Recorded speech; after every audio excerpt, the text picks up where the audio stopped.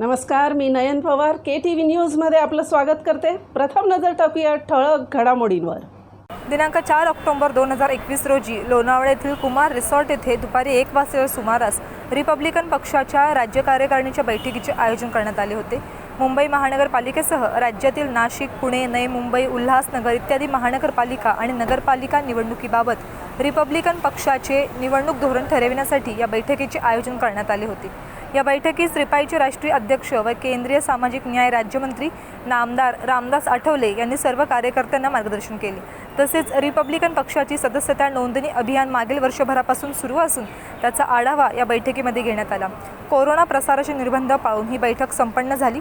या राज्य कार्यकारिणीच्या बैठकीस रिपब्लिकन पक्षाचे राष्ट्रीय कार्यकारिणीचे पदाधिकारी, राज्य कार्यकारिणीचे प्रमुख पदाधिकारी, प्रदेश अध्यक्ष, सरचिटणीस आणि जिल्हा अध्यक्ष यांनीच या बैठकीला हजर राहण्याचे आदेश देण्यात आले होते। नमस्कार, आप देख रहे हैं KTV न्यूज़।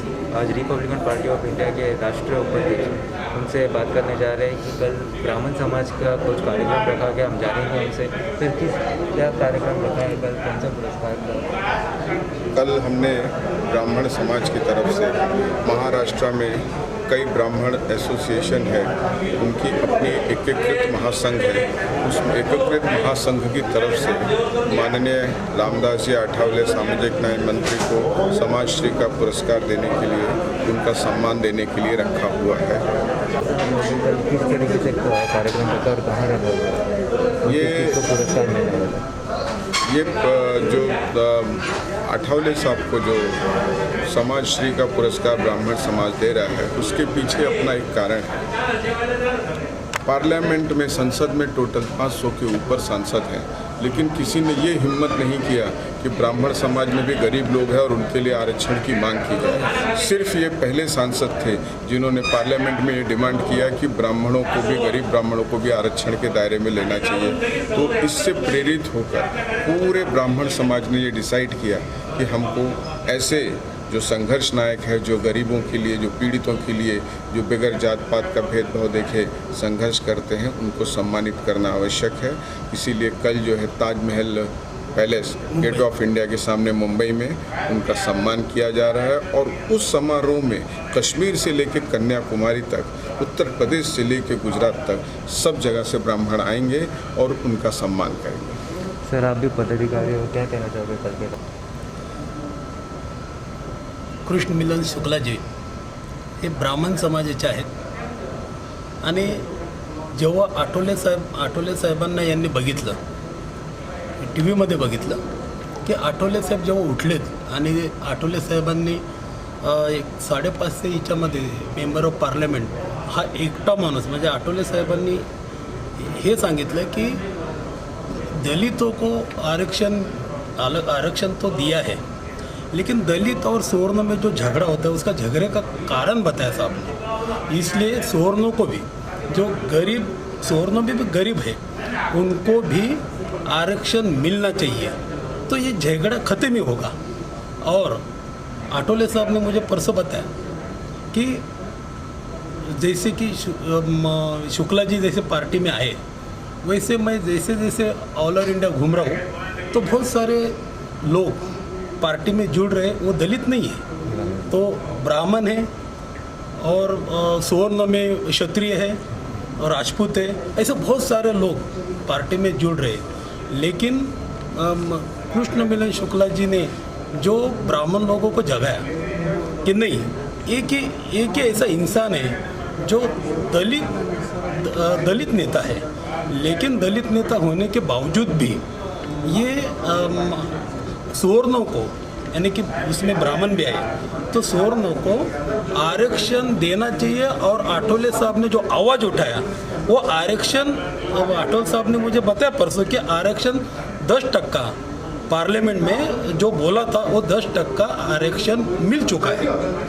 और इसलिए हमारे शुक्ला साहब सिर्फ पार्टी में ऐसे नहीं आए, अकेले नहीं आए, इन्होंने अभी आठवले साहब को 10,000 मेंबर का चेक दिया है, 1,10,000 रुपये का अभी चेक दिया है सबके सामने। वो चेक इसलिए डोनेशन नहीं था, इन्होंने एक मेंबर बनाए और 10,000 मेंबर जो यूपी और मुंबई, 10,000 मेंबर जो ब्राह्मण है तो ब्राह्मण 10,000 मेंबर जब इन्होंने बनाए और बनने के बाद वो पार्टी में आए उन लोग को लेके। और कल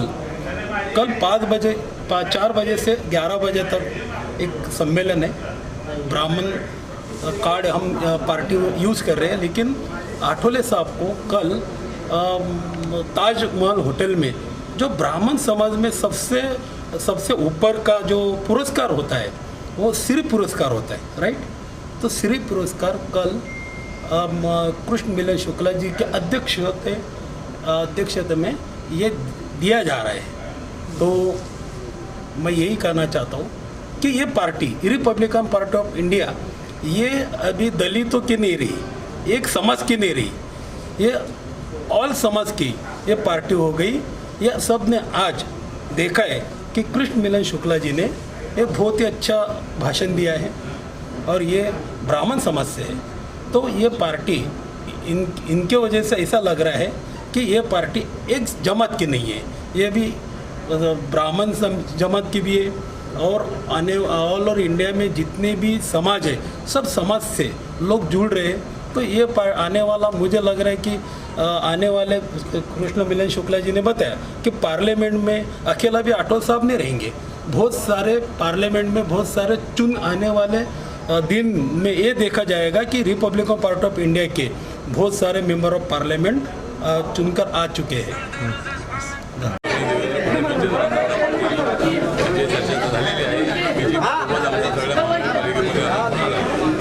रिपब्लिकन पक्षाला अत्यंत चांगल्या पद्धतीचं जे माप आहे तो माप घेण्याच्या संबंधामध्ये करेल आणि आज जी आमची राज्यकार्याची बैठक आहे ती बैठक मेंबरशिप जी आहे ती मेंबरशिप महाराष्ट्रामध्ये कमीत कमी खूप 50 लाख व्हावी अशा पद्धतीचा आमचा प्रयत्न आहे।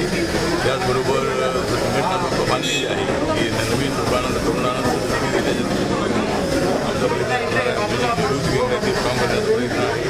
इतर जाती जमातीच्या लोकांना पक्षाला आणायचं आहे। आम्हाला ब्राह्मण आघाडी सुरू करायची आहे, 20 आघाडी आम्ही सुरू केलेली आहे, मराठा आघाडी आमची आहे, मायनॉरिटी आघाडी आहे, अशा अनेक आघाड्या आमच्या पक्षाच्या आहेत, महिला भूमिका आहे। अशा सगळ्या आघाड्यांना मिळून रिपब्लिकन पक्ष बलिदानी करण्याचा आमचा प्रयत्न आहे। देगलूरमध्ये काय घडेल? देगलूरमध्ये पोटनिवडणूक होती आहे, शिवसेनेचे माजी नेते माजी आमदार भाजपमध्ये आलेले आहेत आणि भाजपचे उमेदवार असणार आहेत, कसं बघता त्या निवडणुकीत? देगलूरची निवडणूक जी आहे ती निवडणूक माहिती जी आहे केलेली आहे की बीजेपी नक्कीच घेणार आहे। आपल्या नावाचे जे शिवसेनेचे माजी आमदार आहेत ते बीजेपीमध्ये आलेले आहेत आणि त्यामुळं ती जी जागा आहे ती जागा जिंकण्यामध्ये आम्हाला आता काही अडचण राहिली नाही आहे। त्या जागेवर देगलूरला रिपब्लिकन पक्षाचा पूर्ण पाठिंबा आहे। ती जागा नक्कीच बीजेपी जिंकेल आम्हाला दुष्काळ जो आहे तो जाहीर करण्यात यावा अशी मागणी करतात, मात्र सरकार कुठेतरी त्याच्यासाठी दिरंगाई करत असं वाटतं। दुष्काळ जाहीर करण्यात आवश्यक आहे। मराठवाडा झालेला आहे, शेवटला कोकणामध्ये मोठ्या प्रमाणामध्ये मोठा पाऊस झाला आणि कोकणाच्या लोकांना अजून आर्थिक मदत मिळाली नाही। आता मराठवाड्यामध्ये कोकणाचा दुष्काळ जाहीर करणं अत्यंत आवश्यक आहे। सगळी पिकं पाण्याखाली गेलेली आहेत आणि शेतकऱ्यांचे सगळे संसार उभं झालेले आहे। त्यामुळे माननीय उद्धव ठाकरे सरकारने कोकणात दुष्काळ जाहीर करणं अत्यंत आवश्यक आहे आणि हेक्टरी कमीत कमी 50 ते 60,000 रुपये मदत आहे ती शेतकऱ्यांना दिली पाहिजे अशा पद्धतीची आपली मागणी आहे आणि राज्य सरकारने लवकरात लवकर मदतीचा निर्णय घ्यावा अशी आपली सूचना आहे। साहेब, एनसीबीने मोठी कारवाई केली होती आणि बॉलिवूड अभिनेता शाहरुख खानच्या मुलाला अटक केली आहे, कसं बघता तुम्ही ह्याच्याकडे? जे ड्रगचा जो मामला आहे हा मोठ्या प्रमाणामध्ये फिल्म इंडस्ट्रीमध्ये पसरलेला आहे आणि आता जे फिल्म ॲक्टर होते, ॲक्ट्रेस होत्या, डायरेक्टर होते, दिग्दर्शक होते किंवा त्यामध्ये फिल्ममध्ये काम करणारे अनेक लोक ड्रग घेत होते। आता त्यांची मुलंसुद्धा ड्रग घेऊ लागलेली आहे। ते आता आपल्याला शाहरुख खानच्या मुलाच्या अटकेनंतर आपल्या लक्षात आलेलं आहे।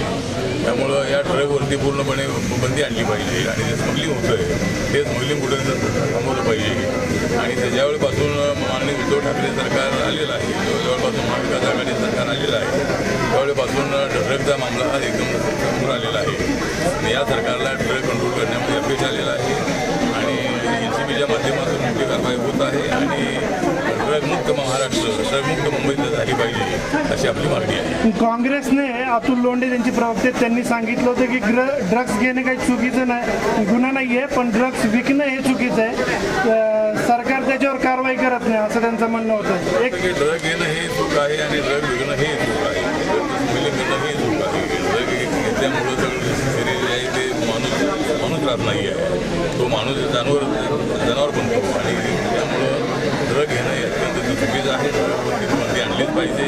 ऑलरेडी त्याची बंदी कायदेशीर आहे, परंतु त्याचं स्मगलिंग मोठ्या प्रमाणावर होत आहे. ते थांबवलं पाहिजे आणि ते थांबवण्यामध्ये ठाकरे सरकारला पैसे आले पाहिजे. काँग्रेस याच्यावर राजकारण करताय का, म्हणजे पाठीशी घालण्याचा प्रयत्न करतोय का आर्यन खानला? काँग्रेस पक्षाची भूमिका काय मला माहीत नाही आहे, परंतु ड्रग घेणं हे चुकून ते जर लोंढेंचं म्हणणं असेल तर त्यांचं व्यक्तिगत म्हणणं असेल. काँग्रेस पक्षाला जर ड्रगच्या संबंधामध्ये त्यांची भूमिका जर अशी असेल तर सगळ्या काँग्रेसवाल्यांनी ड्रग घ्यावं आणि निवडणुकीमध्ये उतरावं. सर हिंदी में bureau reporter Rohan Pujare, KTV news, Mumbai. आजचं बातमीपत्र इथेच संपलंय. पुन्हा भेटूया उद्याच्या बातमीपत्रात. आपल्या परिसरातील बातम्या आमच्यापर्यंत पोहोचवण्यासाठी स्क्रीनवर दिलेल्या क्रमांकावर संपर्क साधू शकता. दूरध्वनी क्रमांक 9833235011. त्याचप्रमाणे अधिक माहितीसाठी स्क्रीनवर दिलेल्या KTV न्यूजच्या ईमेल ID वर देखील संपर्क करता येईल.